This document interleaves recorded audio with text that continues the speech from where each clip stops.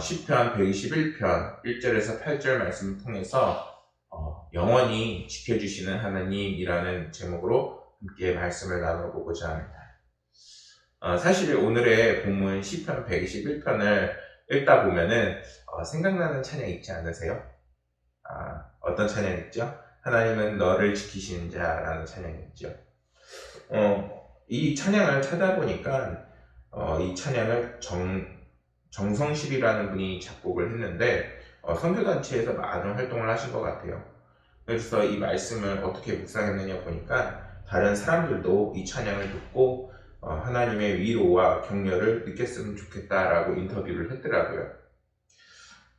이 찬양을 통해서 저 역시 많은 위로를 받았던 기억이 있습니다. 언제 특히 위로를 받았냐면은 환경이 변할 때 많은 위로를 받았어요. 예를 들면은 제가 이제 전도사가 되기 전에 학생이었을 때 이제 그 다음을 알 수 없고 막막했을 때, 그리고 또한 전도사를 하면서 그 앞이 막막하고 사람들 앞에 계속 서야 되는 이 일을 하면서 굉장히 힘들고 어려울 때가 많은데, 그럴 때마다 하나님께서는 과연 어디 계시느냐, 하나님께서는 우리를 어떻게 지켜주시느냐라는 그런 말씀을 통해서 굉장히 은혜를 많이 받았던 것 같습니다. 한번 불러보면은 이렇게 찬양을 하죠. 하나님은 너를 지키시는 자, 너의 우편에 그는 대신이니 낮의 해와 밤의 달도 너를 해치 못하리. 이렇게 찬양을 하죠. 밤의 달도 낮의 해도 우리의 삶을 다치게 할 수 없다. 왜냐? 하나님께서 우리를 지켜주시기 때문이다 라고 얘기를 해요. 찾아보니까 이 찬양이 분명하게 121편이라는 오늘 말씀 묵상을 통해서 쓰여진 찬양이라고 하더라고요. 다니엘 3장을 보면은 하나님께서 정말 그리스도인들을 이렇게까지 지키실 것이라 라는 그런 말씀이 나와 있습니다. 어떤 내용이냐면은 당시에 느부갓네살 왕 금신상에 절하라는 그러한 명령이 떨어지는 상황이었어요. 그런데 그 속에서 믿음을 지키는 다니엘의 그 세 친구들은 사드락과 메삭, 아벳느고가 나오죠. 결국 그들이 하나님밖에 우리를 무릎 꿇릴 수 없고 절할 수 있는 분은 오직 여호와 하나님밖에 없다라고 하면서 절을 하지 않자 결국 그들이 거센 불길이 일러기는 풀무불에 던져지게 됩니다. 근데 그게 불길이 얼마나 셌는지 그 세 친구들을 데리고 가는 병사들이 오히려 그 불길에 타 죽게 되는 너무나도 강력한 그런 불길이었어요. 그럼 반면에 그 세 친구들은 어떻게 됐죠? 오히려 풀무불에 들어가서도 하나님의 지켜주심과 도우심으로 그곳에서 그냥 유유히 걸어 나오는 장면이 성경에서 나오게 됩니다.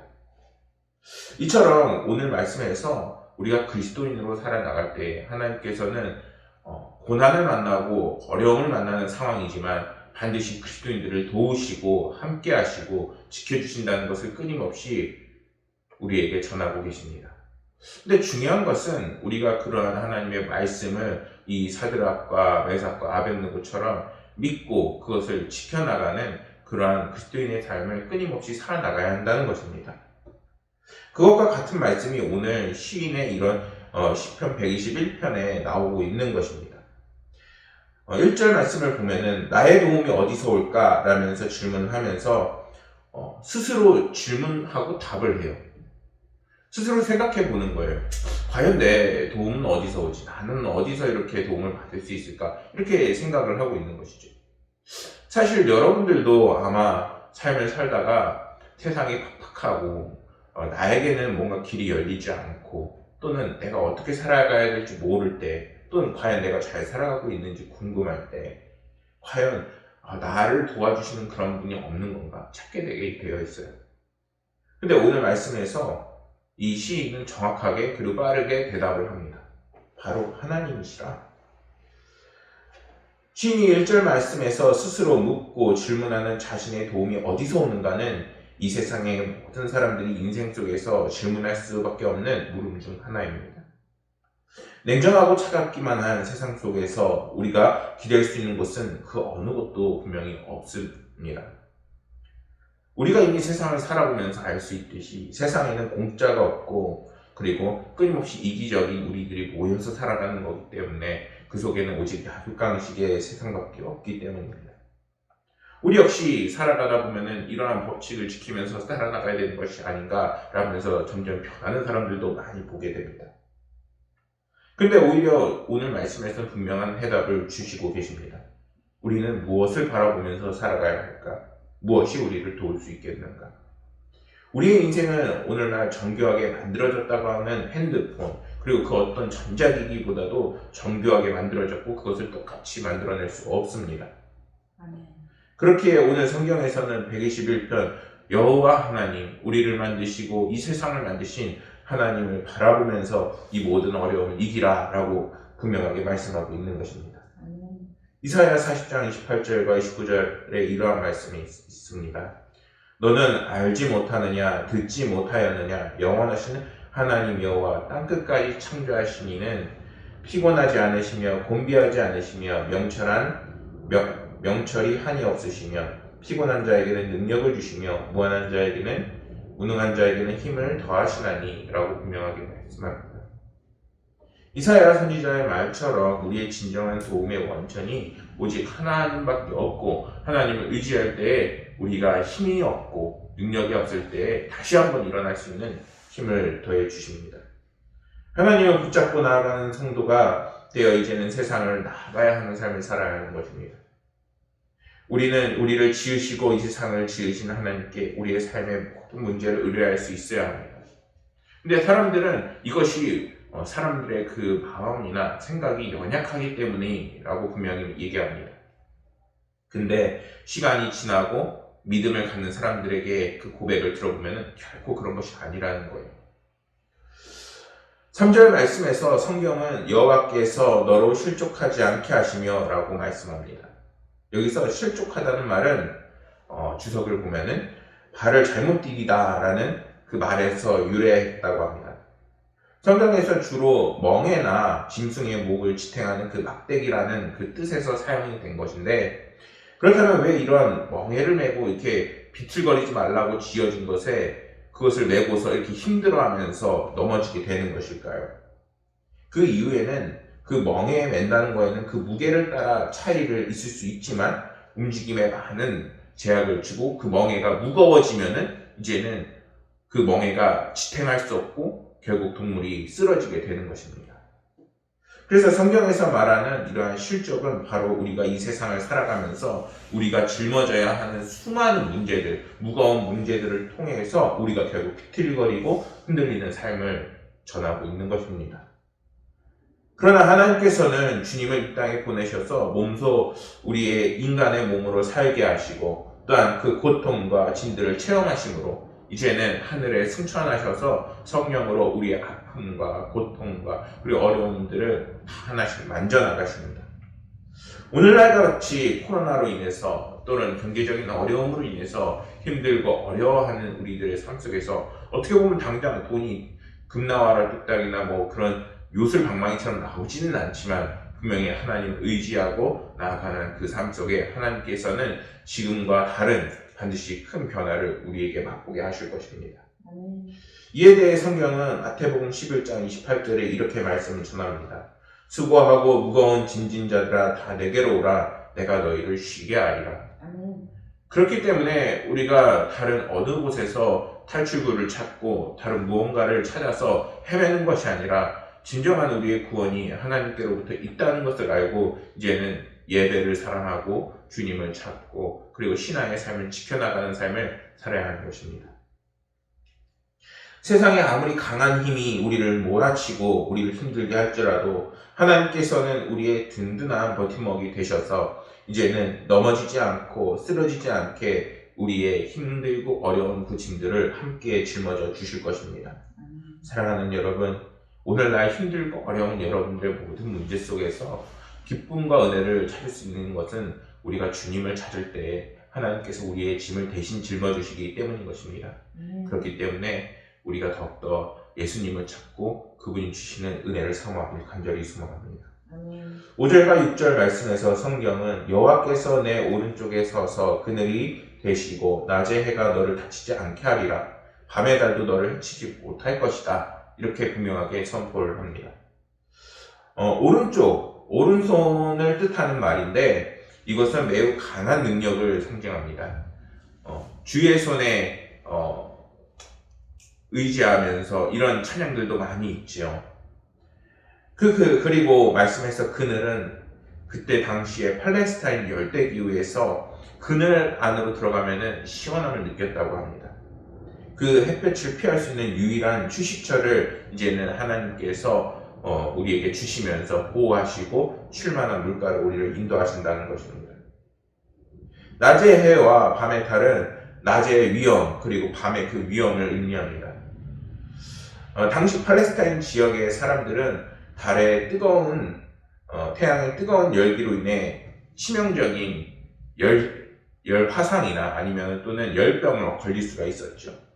그 시간대 특히 햇볕이 뜨겁게 내리쬐는 그 시간대에 일을 한다고 하면은 아마 크게 그 몸을 상할 수 있을 것입니다. 근데 더 황당한 것은 그러면 밤에 일을 하느냐? 밤에 일을 하면은 또는 그 기온이 급속하게 내려가고 그 달빛으로 인해서 그 달빛을 맞으면서 잔 사람들은 현기증을 느끼고 또는 정신 이상에 빠지거나 사람들에게 너무나도 힘겨운 후유증을 준다고 합니다. 그런 일들이 빈번하게 일어났기 때문에 태양이 뜬다 한들 달이 뜬다 한들 그 삶 속에 어려움과 고통이 있을 수밖에 없게 되는 것입니다. 그런데 하나님께서는 오늘 그러한 힘들고 어려운 그 고역 속에서도 우리를 반드시 만져주시고 그 환경을 이길 수 있도록 우리에게 탈출구가 되어준다고 말씀합니다. 성경에서 이렇게 낮에 해의 그 영향력 아래 있고 밤에 달의 영향력 아래 있듯이 우리의 인생은 끊임없이 고난과 문제들에서 자유로울 수 없습니다. 그리고 이러한 지속적이고 강력한 고난과 괴롭힘은 이 세상 공중의 권세자보다 악한 영 그리고 사단 마귀를 상징하기도 합니다. 하나님은 우리 곁에 언제든 계시듯 우리가 뭔가 하나님의 의를 생각하는 것이 아니라 나의 욕심과 이기적인 마음이 들 때 사단은 끊임없이 여러분들 귓가에 속삭일 것입니다. 너희가 그리스도인으로 사는 것이 과연 무엇이 도움이 되며 또는 어떻게 살아가는 것이 과연 너희들에게 옳은 것이냐 라고 의심이 들게 하며 때로는 여러분들의 삶 속에 어려움을 가중시켜 더욱더 주님과 멀어지는 삶으로 끊임없이 유혹할 것입니다. 사단은 우리를 호시탐탐 노리며 마지막에는 우리의 영혼이 죽어서 주님의 그 구원을 잃어버리게끔 하려고 끊임없이 우리를 시험할 것입니다. 그러나 사랑하는 여러분, 오늘 말씀에서 주님은 분명하게 말씀하십니다. 7절 말씀을 보면은 여호와께서 너를 지켜 모든 환난을 명쾌하시며 또 내 영혼을 지키시리로다 라고 분명하게 말씀합니다. 사랑하는 여러분, 하나님께서 여러분들의 그 삶을 인도하시고 반드시 지키실 겁니다. 다니엘 3장 말씀에서 아까 나눴듯이 믿음을 지키다가 풀무불에 던져지는 사드락과 메삭과 아벳느고의 이야기가 있었습니다. 그런데 놀랍게도 풀무불에 던져지려는 이 세 사람은 풀무불의 안에서도 멀쩡하게 걸어나올 수 있었습니다. 다니엘서 3장 27절에 이러한 말씀이 있습니다. 총독과 지사가 행정관과 왕이 모사들이 모여 이 사람들을 본즉 불이 능히 그들의 몸을 해하지 못하였고 머리털도 그을리지 아니하였고 겉옷빛도 변하지 아니하였고 불탄 냄새도 없었더라. 하나님의 도우심은 우리의 그 고난 속에서 이렇게 작용할 것입니다. 사실 이러한 하나님의 은혜가 우리 각자의 삶에는 반드시 있습니다. 중요한 것은 우리가 하나님을 의지하고 그 환난 속에서도 흔들리지 않는 그러한 우리의 믿음과 신앙을 지켜나가는 것이 굉장히 중요한 것입니다. 세상의 수많은 위험에서 자신만은 확실히 안전하다고 말할 수 있는 사람은 없습니다. 예수님조차 이 땅에 오셔서 이러한 삶을 어려움을 경험하셨습니다. 그리고 이제 그리스도인으로 산다는 것은 이제 반드시 우리가 져야 할 십자가의 그 고난이 반드시 모두에게 있는 것입니다. 때문에 자신의 그 십자가를 짊어지고 나가는 삶을 살고 있는지 우리는 끊임없이 점검하고 그 속에서 어떻게 해나가야 할까요? 그것은 바로 주님을 의지하고 우리에게 새 힘을 달라고 분명하게 요청할 수 있어야 하는 것입니다. 그럴 때 우리의 영혼을 지키셔서 하나님께서는 하나님의 자녀로 끝까지 살아나갈 수 있도록 우리에게 힘을 주시고 담대함을 주시고 용기와 능력을 더해 주실 것입니다. 8절 말씀에서 성경은 우리를 특별히 이렇게 말씀합니다. 여호와께서 너의 출입을 지금부터 영원까지 지키시도록. 지키시는데 단순히 그때 순간순간마다 우리가 기도한다고 그때만 지켜주시는 게 아니라는 것입니다. 어디를 둘러보아도 이 세상에서는 우리를 안전하게 지켜주고 보호할 방패막은 없습니다. 그렇게 오늘 말씀에서 저자는 산을 향하여 눈을 들겠다라고 이야기하고 있는 것입니다. 산은 무엇인가요? 성경 속에서 영원하고 능력 있으신 하나님께서 이 땅에 우리에게 반드시 임재할 것이라는 그러한 상징적인 말씀을 담고 있는 것입니다. 때로는 성전과 그리고 그 시온산을 의미하기도 합니다. 그렇기 때문에 힘들고 어려울 때일수록 우리가 주님의 전을 찾고 하나님께 우리의 모든 문제를 의뢰하고 또한 기도하고 우리가 낙심하지 않을 때 하나님께서는 반드시 여러분들의 그런 모든 문제들을 만져주시고 그 탈출구를 반드시 만들어주실 것입니다.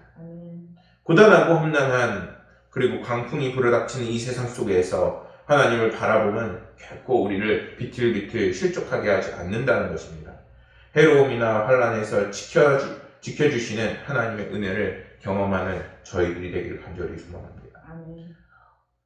오늘도 세상에 시달리고 무수한 위협과 그리고 어려움이 우리 가운데 펼쳐질 것입니다. 그러나 오늘 말씀을 통해서 하나님이 우리의 힘과 능력이 되시며 피난처가 되시고 또한 우리의 삶 속에 반드시 살아갈 희망을 더해주시며 희망의 삶에서 소망의 삶으로 변화시키시고 소망 있는 삶에서 꿈과 미래를 보장받는 삶이 되기를 간절히 소망합니다. 하나님을 의지하는 여러분들이 하나님께서 이제부터 영원까지 지켜주시며 보호하실 것입니다. 그것을 믿으시며 날마다 승리하시고 기쁨과 은혜가 충만한 그리스도인들이 되시기를 간절히 소망하겠습니다. 기도하겠습니다. 우리를 영원히 지켜주신다 말씀하시는 주님, 그 말씀을 믿지 못하고 끊임없이 흔들리는 것이 저희들의 삶입니다. 하나님 용서하여 주옵소서. 그러나 우리의 믿음과 그리고 우리의 모든 신앙의 그 삶을 만져주셔서 이제는 영원까지 지켜주시는 하나님을 의지해서 돌아가서는 각자의 사업장에서 또한 일터에서 승리하게 하시고 또한 그 가정과 개인의 삶을 만져주셔서 그 속에 주님의 살아 숨쉬는 은혜와 기쁨과 기적이 넘치도록 하여 주옵소서. 아버지 하나님께 기도하고 의뢰하는 그 기도 제목에 아버지 하나님 응답하셔서 물론 우리의 뜻이 아닌 주님의 뜻대로 이루어가 주시고 또한 그 길을 인도하시고 한 걸음씩 불안하지 않게 하셔서 세상이 줄 수 없는 그 은혜와 그리고 기쁨의 그 보장이 주님 안에 있음을 잊지 않도록 더하여 주옵소서. 아버지 하나님, 이 시간 우리가 예배를 마칩니다. 아버지 하나님께서 우리가 돌아가는 그 발걸음을 담대하게 하시고 더욱더 힘과 능력을 더해주시며 아버지 하나님께서 늘 동행하여 주옵소서. 아버지 하나님께서 우리 모든 그리스도인들을 지켜주시되 끝까지 지켜주실 것을 믿으며 모든 말씀 그리고 주의 예수 그리스도의 이름으로 기도드렸습니다.